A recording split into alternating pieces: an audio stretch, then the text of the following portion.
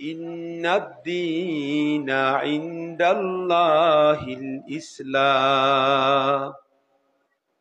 আমার আল্লাহ বলেন, ও দুনিয়ার মানুষ, আমি আল্লাহর দরবারে, আমি আল্লাহর কাছে একমাত্র মনোনীত ধর্ম হলো ইসলাম। একমাত্র মনোনীত আমার। কার মনোনীত? জোরে কোন? আল্লাহ। আস্তে আস্তে বুঝেন। কোরআনুল কারীমের ভিতরে এই আয়াতে কারিমার কাছাকাছি অন্য আয়াতের ভিতরে আল্লাহ তাআলা ইরশাদ করেন, وَمَن يَبْتَغِي غَيْرَ الْإِسْلَامِ دِينًا فَلَن يُقْبَلَ مِنْهُ وَهُوَ فِي الْآخِرَةِ مِنَ الْخَاسِرِينَ। আল্লাহু আকবার। আল্লাহ ইরশাদ করতেছেন, যে সমস্ত মানুষেরা ইসলামের মতবাদ বাদ দিয়ে ইসলাম আল্লাহ তাআলার ধর্ম, আল্লাহ তাআলার শরীয়তের মাঝে যেই বিধানগুলো দান করছেন এগুলোকে বাদ দিয়ে দুনিয়ার কোন আবিষ্কৃত মানুষের মতবাদে যদি ওই মানুষ চলে, যেই কোনো অন্য মতবাদ, অন্য কোনো ধর্মের আদর্শ নিয়ে চলে, সেই কাজগুলো আল্লাহ তাআলা কখনো ওই বান্দা বান্দির কাছ থেকে কবুল করবেন না। বরং ওই ব্যক্তি, ওই সমস্ত মানুষগুলো, যুবক যুবতী নরনারী, তারা আখিরাতে পরকালে তারা জাহান্নামী। চিল্লায়ে কোন নাউজুবিল্লাহ। ভাইরা আমার, সংক্ষিপ্ত একটু আয়াতে কারিমার অনুবাদে আমরা এতটুকুন কথা বুঝতে পারলাম, আমাদের আল্লাহ তাআলা ধর্মের ব্যাপারে, দ্বীনের ব্যাপারে, শরীয়তে এলাহিয়াতের ব্যাপারে একমাত্র সীমাবদ্ধ করে দিয়েছেন আল্লাহর কাছে গ্রহণযোগ্য শরীয়ত এলাহিয়া, দ্বীন একমাত্র, সেটার নাম কি? জোরে কোন? ইসলাম। আরো জোরে চিল্লায় এখন কি? ইসলাম। আস্তে আস্তে বুঝেন। যদি বুঝে থাকলে বলেন, আমরা যারা মুসলমান ইসলাম কবুল করেছি কার দয়ায়? আল্লাহর দয়ায়। কথা কন না, কার দয়ায়? মুসলমান হইয়া আমরা খুশি না বেজার? প্রিয় ভাইয়েরা আমার, আস্তে আস্তে সুন্দর করে কথা শুনেন। ছোট্ট ছোট্ট কোরআনের পাখিরও এখানে বসা আছেন। আপনারা একদিন হয়তো দেখবেন বড় একজন বক্তা হয়ে যাবেন। এরকম মনোযোগ দিয়ে শুনলে শুনলে বক্তা হওয়ারও আশা করবেন, আলেম হওয়ার আশা করবেন, মুহাদ্দিস হওয়ার আশা করবেন, দেখবেন মুফতি হওয়ার আশা করবেন। আল্লাহ তাআলা আপনাদের মাসুম বাচ্চাগুলোর দোয়াও আল্লাহ কবুল করে নিবেন। আলহামদুলিল্লাহ। কি ভাই ছাত্ররা, আল্লাহ দোয়া কবুল করবেন না? দোয়া কবুল করেন। আপনারা কি ভালো বক্তা আলেম হইতে চান না? ছাত্ররা কথা বলেন, চান কি না? চান। আলহামদুলিল্লাহ, আল্লাহ আপনাদের দোয়া কবুল করুক, আমিও দোয়া করি। এই জন্য আপনারা খুব ভদ্রতার সাথে কথাগুলো শুনবেন। আসুন, বলতেছিলাম প্রিয় ভাইয়েরা, তাহলে দেখেন ইসলাম এমন একটা ধর্ম, এটা আল্লাহ তাআলা আমাদেরকে নিয়ামত দিলেন। ইসলামকে আল্লাহ তাআলা আল্লাহর শ্রেষ্ঠ মুকাম্মাল নিজামে হায়াত হিসেবে ঘোষণা দিলেন। আল্লাহর কাছে মতবাদ, কোনো মতবাদ গ্রহণ করা হবে না। যেই সমস্ত মানুষেরা মুসলমান হওয়া সত্ত্বেও নামের মুসলমান, কিসের মুসলমান? এমন মুসলমান আছে, বাবা মুসলমান, দাদাও মুসলমান, চাচাও মুসলমান, পারিবারিকভাবে জন্মসূত্রেও মুসলমান, পরিচয় দেয় মুসলমান, কিন্তু মুসলমান হইয়া মুসলমানের যুবক যুবতী হওয়ার পরে ইসলামের মতবাদের বাহিরে বৌদ্ধরা কি বলে, খ্রিস্টানরা কি বলে, ইহুদিরা কি বলে, হিন্দুদের আদর্শের উপরে, তাদের মতবাদের উপরে নিজেদের চাল চলন, নিজেদের রাজনীতি, নিজেদের ব্যক্তি জীবন, খাওয়া দাওয়া, চলাফেরা, পোশাকে আশাকে এমন ভাবে বিধর্মীদের আদর্শ মানে মনে হয় না যেন এই ছেলেটা আসলে মুসলমান, বরং সে নামে মুসলমান, আসলে বাস্তবে সে অমুসলমান। কথা বল ঠিক কিনা?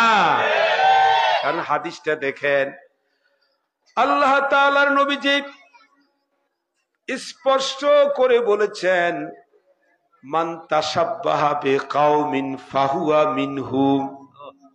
মান তাশাব্বাহা, যে সমস্ত মুসলমানেরা বিজাতির আদর্শ অনুসরণ করবে, বিজাতির পোশাক পরে, বিজাতির খাওয়া দাওয়া খায়, বিজাতিরা যেমনে হাঁটে তেমনি চলে, কথা কোন ঠিক কিনা? আল্লাহ রাসূল সাল্লাল্লাহু আলাইহি সাল্লাম বলেন, বিজাতিরা যেমনে খায়, বিজাতিদের খাওয়ার নিয়ম আর মুসলমানের খাওয়ার নিয়ম একরকম না, আলাদা? জোরে কোন আলাদা, একরকম না। কি কোন? বিজাতিরা যেটা খায় আমরা সেটা কি খাই না। যেমন ধরেন, বিজাতিরা খ্রিস্টানেরা শুয়োরের গোশত খায়, মুসলমান শুয়োরের গোশত খায় না।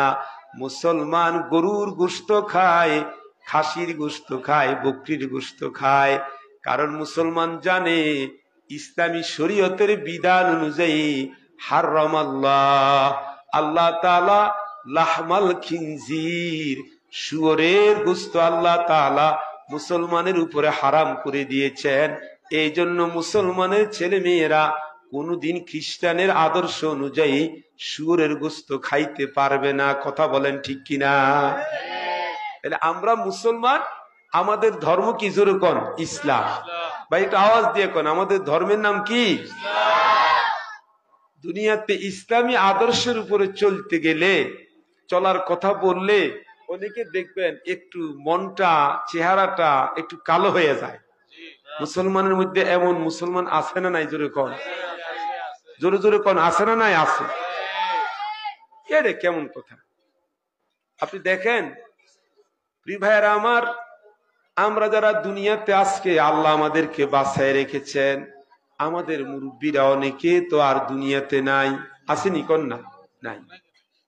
আমাদের মুরব্বীরা, কত মুরব্বী আশেপাশে যারা একসময় বাজারে আসতেন, একসাথে বৈশা চায়ের দোকানে চা পান করতেন, তারপরে আড্ডা দিতেন, তারা কি এখন দুনিয়ার উপরে না মাটির নিচে চলে গেছে? তাহলে বলেন তো, কবরে যাওয়ার পর যে কয়েকটা প্রশ্ন করা হবে সবাই তো জানেন নাকি? এই দেখেন, খেয়াল করে শুনেন, যে তিনটা প্রশ্ন করা হবে, ওই তিনটা প্রশ্নের মধ্যে দেখেন, এক নাম্বার প্রশ্ন মার রব্বুকা, তোমার রব কে? সেখানে আপনাকে আমাকে সবাইকে উত্তর দেওয়া লাগবে রব্বি আল্লাহ। এরপরে প্রশ্ন করা হবে ওয়ামা দীনুকা, তুমি দুনিয়ার ভিতরে কোন দিনের উপরে, কোন ধর্মের উপরে, কোন আদর্শের উপরে চলেছিলা? প্রশ্ন হইবে নি কন্যা? তাই একটু জবান খুলা কথা কন্যা। এটা কত নং? দ্বিতীয় নং প্রশ্ন। আর সুয়ালুস সানি, দ্বিতীয় নম্বর প্রশ্ন, কোশ্চান, যে ওমা দীনুকা, তুমি দুনিয়াতে যে কয়দিন হায়াত পাইছো, তোমার যে আমি আল্লাহ সুস্থতা দিলাম, বুঝ দিলাম, তোমার জ্ঞান দিলাম, তোমার জীবনে তোমার যে কয়দিন হায়াত রাখছি, ওখানে তোমার পরিবার চালাইছো কোন আদর্শে? তোমার যে অর্থনীতি, তোমার বাজারের ব্যবসা হালাল করছো না হারাম খাইছো? তোমার যৌবনকাল কেমনে কাটাইছো? ইসলামের উপরে না ইহুদি নাসারারা যেমনে চলছে ওইভাবে চালাইছো? তোমার যে অর্থনৈতিক জীবন, তোমার যে জীবনের ক্ষেত্রে পলিটিক্যাল জীবন, তোমার রাজনৈতিক জীবন তুমি কেমনি চালাইছো? তোমার রাজনীতিটা কার থেকে গ্রহণ করছো? তুমি তো মনে করছিলা মনে হয় এমনি এমনি দিনটা পার হয়ে যাইব, না, আজকে তো কবরে আইসা গেলা, কবরের 3.5 হাত মাটির নিচে আজকে যে প্রশ্ন করা হবে মুনকার নাকির, বলো এখানে ওমা দীনুকা, তুমি দুনিয়াতে কোন দিন, কোন দিনের উপরে ছিলা? সে সময় কিন্তু আমাদের সবাইকেই একটা উত্তর দেওয়া লাগবে, দীনি আল ইসলাম। ও আল্লাহ, ও ফেরেশতা, আমি তো দুনিয়ার মধ্যে যেই কয়দিন হায়াত পাইছি আমার সব কিছু আমি ইসলামী আদর্শের উপরে ছিলাম। এ উত্তর দেওয়া লাগবে না লাগবে না? জোরে কোন তো, সবাই জোরে কোন, লাগবে কি লাগবে না? আর এই উত্তরটা যদি দিতে না পারে, এই উত্তরটা যদি দেওয়ার সুযোগ না হয় কারো জীবনে, কবরের মধ্যে তার ফিডের চামড়া থাকবো নি? কি মুরব্বীর একটু কথা কন না? যদি কবরের মধ্যে এই উত্তরটা দ্বীনি আল ইসলাম, যে আল্লাহ, আল্লাহর রহমতের ফেরেশতা, ফেরেশতারা যখন জিজ্ঞাসা করবে তুমি দুনিয়াতে যে হায়াত পাইছো, তোমার যৌবন কালে, শৈশব কালে থেকে যখন যুবক হইলা, তোমার যখন পুরো বালক বয়স পুরুষ হইলা, নারী হইলা, তখন তোমার যে যোগ্যতা আমি দিয়েছিলাম, সে যোগ্যতা অনুসারে তোমার কোন আদর্শ, কোন দিন, তুমি কি কোন আদর্শ, কোন দিনের উপরে ছিলা, সেখানে উত্তর তো একটাই দেওয়া লাগবে। আমি কিন্তু দুইবার কথাটা রিপিট করছি, বলেন উত্তর তো একটাই দেওয়া লাগবে, দ্বীনি আল ইসলাম। আমি তো ফেরেশতা আল্লাহ, আমি তো ছিলাম ইসলামী আদর্শের উপরে। কি আদর্শের উপরে? যেরকম, আচ্ছা বলেন, ওখানে ওখানে যদি ইসলামী আদর্শের উপরে ছিলাম অথবা ছিলাম না, দুনিয়াতে যদি কেউ ইসলামী আদর্শের উপরে ছিল না মনে করেন, তাহলে কবরে যায় সে উত্তরটা সে দিতে পারবে না পারবে না? দেখছেন কত বড় জটিল বিষয় ভাই, কত বড় কঠিন বিপদ। এই জন্য আয়াতে কারিমার ভিতরে দেখেন আল্লাহ রাব্বুল আলামিন ইরশাদ করেন, ইয়া আইয়ুহাল্লাযীনা আমানুত্তাকুল্লাহা হাক্কা তুকাতিহি ওয়া লা তামুতুন্না ইল্লা ওয়া আনতুম মুসলিমুন। আল্লাহ তাআলা বলেন, সাবধান ও দুনিয়ার মানুষেরা, তোমরা আমি আল্লাহ তাআলার কবরে মুসলমান না হইয়া কেউ আইসো না। সাবধান, কি না হইয়া আইসো না? কন্যা মুসলমান নয় কিন্তু আইসো না। আমরা মুসলমান হইয়া কবরে যাইতে চাই না, চাই না? জোরে কর।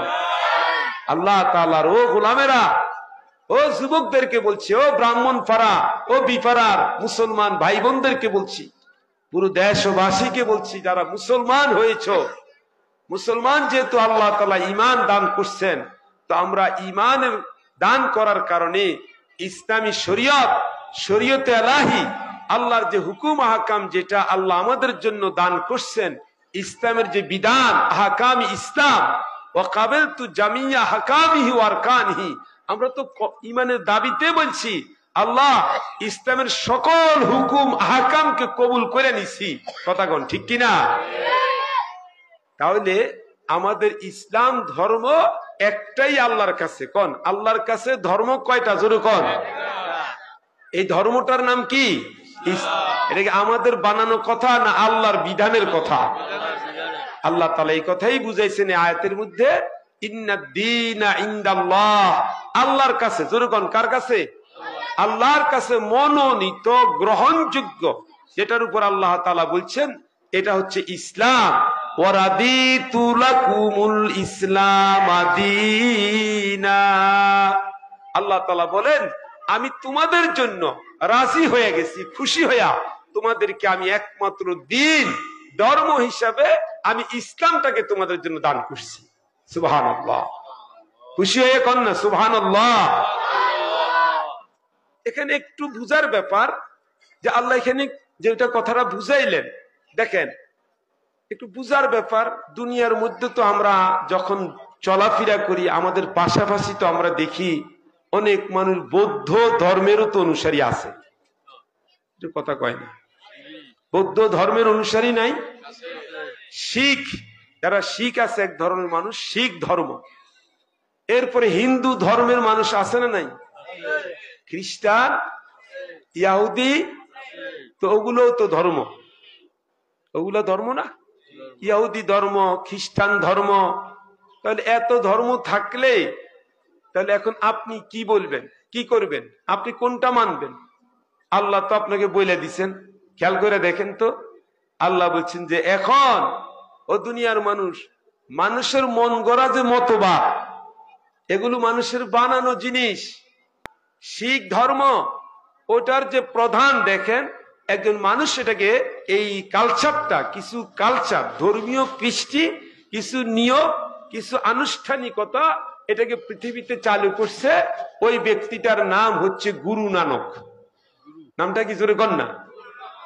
বুঝতেছেন না? না আর তো দেখেন হিন্দু ধর্ম, এর যে কিছু নিয়ম নীতি, কালচার, কিছু কৃষ্টি, তাদের কিছু মানে আনুষ্ঠানিকতা, এই পূজা সেই পূজা, এগুলো প্রতিষ্ঠা করছে কে? আপনার হরে কৃষ্ণ রাধা রাম, কি কথা কোন ঠিক কিনা?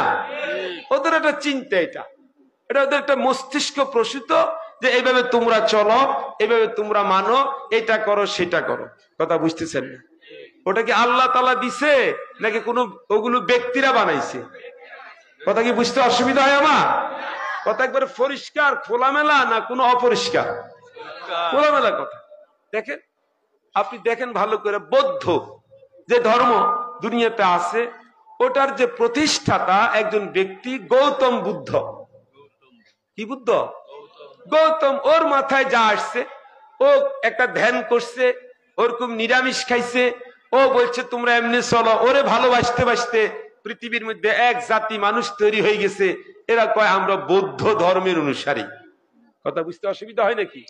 ওরা কোন ধর্মের অনুসারী? বৌদ্ধ ধর্মের অনুসারী। বৌদ্ধ বানাইছে কে? বানাইছে কয় না? বৌদ্ধ ধর্মের অনুসারী। এটা আসছে গৌতম বুদ্ধ থেকে। দেখেন ওদের ছবিও আছে, ছবি আছেন একটা, গৌতম বুদ্ধ, গৌতম। এখন ওই ব্যক্তি আমার ভাইরা, সে তার নিজের বুঝ মতো একটা বানাইছে। আর ইসলাম ধর্ম এটা দান করছেন কে? চিল্লাই করতে বুঝছেন? মানুষকে এ পৃথিবীতে সৃষ্টি করছেন কে? কোন? আল্লাহ। যেমন আপনি দেখেন একটা মোবাইল, দেখেন একটা, আমার ভাইয়েরা, এই মোবাইলটা আপনি যখন নতুন করে কিনবেন, দেখবেন এখানে একটা ক্যাটালগ আছে। মোবাইলটা অন করা, অফ করা, নষ্ট হইলে কেমনে এটাকে ঠিক করে, যিনি মোবাইলটা বানিয়ে দিছে সাথে সাথেও তিনি একটা ক্যাটালগও দান করে দিছে। কথা কোন ঠিক কিনা? আপনি যে কোনো একটা ওষুধ কিনতে যাবেন, যে কোনো একটা গাড়ি কিনবেন, যে কোনো একটা ফ্রিজ কিনবেন, আপনি যে কোনো একটা, আপনি কিছু কিনতে গেলে দেখবেন সাথে একটা কাগজ, একটা মেসেজ আছে না নাই? জোরে কয় না? তাহলে আমাদেরকে বানাইছেন কে? জোরে কইতে ভাই, এতে কোনো সন্দেহ আসেনি? কয় না? আমাদের মালিক কে? আল্লাহ। আমাদের রব কে? দেখেন আমি আয়াতটা পড়ি, একটা আয়াত পড়ি।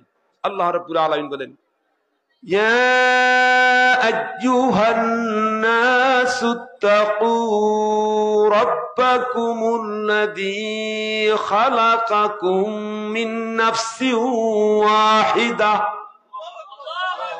হে মানুষ, তুমি কি মুসলমান হইছো না মুসলমান এটা পরের কথা। আগে মানুষ, তুমি আল্লাহরে ভয় করো। কেন ভয় করবা না? আমি আল্লাহ তাআলা তোমাদের সবাইকে সৃষ্টি করেছি একজন আত্মা থেকে। প্রথম একটা আত্মা, তিনি কে? আদম। প্রথম মানুষটাকে যেরকম না, ওয়া খালাকা মিনহা যাওজাহা, আর আদম আলাইহিস সালাম থেকে আমি বাহির করছি ওনার সহধর্মিনী অর্ধাঙ্গিনী স্ত্রী হাওয়া। ওনার নাম কি? ওয়াবাসসা মিনহুমা রিজালান কাসীরান ওয়া নিসা। এই দুইজনের মাধ্যমে, এই দুইজন, একজন আদম আর একজন কি? হাওয়া, এই দুইজনের মহামিলনে আস্তে আস্তে করে গোটা পৃথিবীতে এই পর্যন্ত কোটি কোটি কোটি নর নারী, রিজালান কাসীরান ওয়া নিসা, হাজার কোটি কোটি পুরুষ, হাজার কোটি কোটি মহিলা নারী বানাইছে কে? জোরে কইতে হবে আল্লাহ। দেখছেন কেমন আল্লাহ? তাহলে আমাদেরকে সৃষ্টি করছেন কে? আল্লাহ। গৌতম বুদ্ধরে সৃষ্টি করছে কে? আল্লাহ। হরে কৃষ্ণ রাধা কালী যাই বলেন তাকে সৃষ্টি করছে কে? আল্লাহ। স্রষ্টাকে কন্যা, তারাও তো কয় স্রষ্টাকে। তাহলে এখন যিনি মূল স্রষ্টা, যিনি মালিক, যিনি খালেক, যিনি রব, যিনি আমাদের জন্য আকাশ থেকে পানি বর্ষণ করান, যিনি আমাদের জন্য ফিশারিতে মাছের ব্যবস্থা করে দিচ্ছেন, যিনি আমাদের জন্য ক্ষেতের মধ্যে খাওয়ার আপনার রিজিকের ভাতের ব্যবস্থা করে দিচ্ছেন, যিনি আমাদের জন্য নারিকেল গাছের ডাবের ব্যবস্থা করে দিচ্ছেন, যিনি আমাদের জন্য শীতকালে খেজুরের রসের ব্যবস্থা করে দিচ্ছেন, যিনি আমাদের জন্য এত বড় আপনার সাগরের মধ্যে ইলিশ মাছের ব্যবস্থা করে দিচ্ছেন, তিনি তো আমাদের খায়, তিনি তো আমাদের মালিক, তিনি তো আমাদের রব, তিনি তো আমাদেরকে চলার একটা ক্যাটালগ দিছে, নিয়ম দিছে, চলার বিধি বিধান দান করছেন। সেই ক্যাটালগটাই তো হচ্ছে আহকামে শরীয়ত, সেটার নাম হচ্ছে ইসলাম। সেই ইসলামের একমাত্র লেটেস্ট কিতাব হচ্ছে আল কুরআন। জোরে কোন সুবহানাল্লাহি বিহামদিহি। বুঝে থাকলে বলেন। প্রিয় ভাইরা আমার, এবার আপনারা বুঝে থাকলে বলেন, বৌদ্ধ ধর্মের প্রধান গৌতম বৌদ্ধ, এটা একটা মতবাদ। এটা একটা কি? এটা একটা মতবাদ। প্রিয় ভাইরা আমার, শিখ একটা মতবাদ, হিন্দু একটা মতবাদ। এই মতবাদ গুলো মানুষের ব্যক্তিগত চিন্তাধারা থেকে এগুলো বাইর হইছে, বলেন না, এগুলো বাইর হইছে। কিন্তু আল্লাহ রাব্বুল আলামিন আমাদের ক্যাটালগ দিলেন। আমার ভাইয়েরা দেখেন, আমাদের ধর্ম হলো ইসলাম, আর ইসলাম ধর্মের প্রধান হলেন মুহাম্মাদুর রাসূলুল্লাহ সাল্লাল্লাহু আলাইহি ওয়াসাল্লাম। খুশি হয়ে কন্যা সুবহানাল্লাহ। ইসলাম ধর্মের প্রধান গৌতম বুদ্ধের মতো না মুহাম্মাদুর রাসূলুল্লাহ? আর জোরে কয় না কে? মুহাম্মাদুর রাসূলুল্লাহ সাল্লাল্লাহু। দেখছেন কত বড় পার্থক্য? তাহলে আমরা ইসলাম পাইয়া খুশি না বেজার? জোরে কোন। আমরা শুধুমাত্র জীবনের সব ক্ষেত্রে ইসলামের আদর্শ নিয়ে বাঁচতে চাই, ইসলামের আদর্শের উপরে চলতে চাই। এই চলার ক্ষেত্রে আল্লাহ তাআলা যত কথা কোরআন ও হাদিসে আছে সে অনুযায়ী চলতে চলতে আল্লাহ তাআলা যেন ঈমানের সাথে আমাদেরকে কবরে যাওয়ার তৌফিক দান করেন। জোরে কোন আমিন। তাহলে কি বুঝছেন? আমাদের ধর্মের নাম কি? এটা কি শুধু আমাদের ধর্ম না, এটা আল্লাহর মনোনীত ধর্ম। আর বাকিগুলা মানুষের কি? মতবাদ। জোরে কয় না, বাকিগুলা মানুষের কি? মতবাদ। এখন কি বুঝছেন? যে আমরা যে আমাদের সমাজে বিগত 15টা বৎসর পর্যন্ত কিছু মুসলমান নামধারী আমাদের প্রিয় ভাইয়েরা আমাদেরকে শিখাইতে চাইছিল। একটা কথা শুনেন, প্রায় সময় আমাদের কানে একটা কথা আওয়াজ আসতো, বলতো যে ধর্ম যার যার, উৎসব সবাই। এত কথা বলার পরে কিছু তো করলেন না আপনারা? ধর্ম যার যার, উৎসব সবাই নাকি? আপনার ধর্ম কয়টা? আল্লাহর কাছে মনোনীত ধর্ম কোনটা?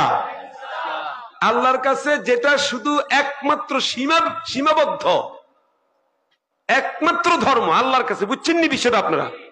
আল্লাহর কাছে শুধুমাত্র কেবলমাত্র একটাই ধর্ম। কোনটা সেটা কোন? তাহলে ইসলাম ছাড়া অন্যটাকে আল্লাহ তাআলা ধর্ম হিসেবে মানতে রাজি না। ওটা মতবাদ। কোন? ওটা কি? ওটা একটা আদর্শ, একটা আনুষ্ঠানিকতা, কৃষ্টি, কিছু কালচার, কিছু মানুষের চিন্তা প্রসূত, এগুলো এরকম জিনিস। হ্যাঁ, তারা তাদেরটা নিয়ে চলতেছে। আমরা তাদেরকে কোনো কাজে, তাদের অনুষ্ঠানে, তাদের পূজায় সাবধান, আমরা কোনোভাবে বাধার সৃষ্টি করছি না। কথা কি ঠিক আছে কিনা? তোর কয় না?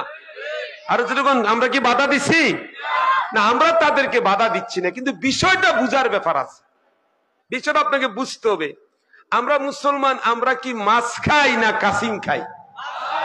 তো কাসিম খান আমনে, যেহেতু ধর্ম যার যার, উৎসব সবাই। ধর্ম যার যার, উৎসব কি?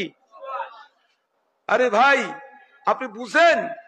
আপনি কি বুঝেন যে একজন মুসলমান, দেখেন আস্তে আস্তে শুন, একজন মুসলমান গরু জবে করে, খাসি জবে করে, তারপর হাঁস জবে করে। একজন অমুসলমান, একজন বৌদ্ধ, একজন তারপরে হিন্দু, সে কি কোনো গরু খাসি সে কি জবে করে? বুঝতেছেন না আপনারা? জবে হয় কার নামে? আল্লাহু আকবার। বলতে পারতেছেন না? আল্লাহ তাআলা বলেন, তোমরা যে প্রাণীটা খাবা এটা হালাল হওয়ার জন্য ইল্লা মা যাক্কাইতুম, জবে করা শর্ত না? শর্ত না? আর জোরে কইতে, তাহলে জবে করার সময় কি পড়তে হয়? বিসমিল্লাহে আল্লাহু আকবার। কার নামে জব? তাহলে অমুসলমান কোনদিন বিসমিল্লাহ পড়ে? জোরে করে পড়ে? অমুসলমান কোনদিন আল্লাহু আকবার বলে?